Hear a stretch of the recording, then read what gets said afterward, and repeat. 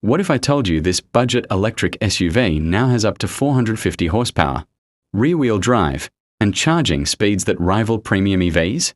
This is the 2027 facelift of the BYD Atto 3. And it's not just an update, it's a complete transformation.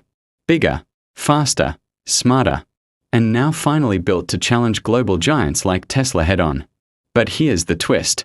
With all these upgrades, has it moved too far from what made it affordable in the first place? To understand why this matters, you have to look at where this car came from. The Atto 3 quickly became one of the world's best-selling affordable EVs, especially outside the US, thanks to its bold design, practical range, and aggressive pricing. It wasn't perfect, but it made electric cars feel accessible.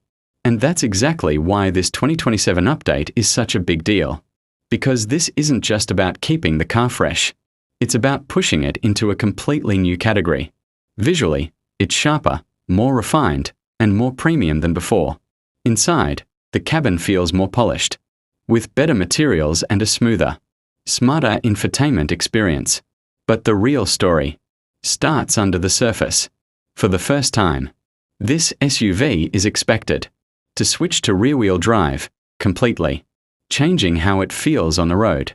And with power figures going up to nearly 450 horsepower, this is no longer just a practical family EV. This is something else entirely. And the moment you actually drive it, that transformation becomes real. That shift to rear-wheel drive changes everything. The car feels more balanced, more controlled, almost playful in corners. Step on the accelerator, and the response is instant. In higher spec versions, that sub 4 second 0 to 100 km per hour. Time doesn't just sound impressive. It feels shocking. But what really stands out is how it balances that performance with comfort. The suspension smooths out rough roads. The cabin stays quiet, and at high speeds. It feels stable and composed. It's not trying to be a hardcore performance SUV. It's blending speed with everyday usability. Of course, it's not perfect. Push it hard, and you can still feel the weight.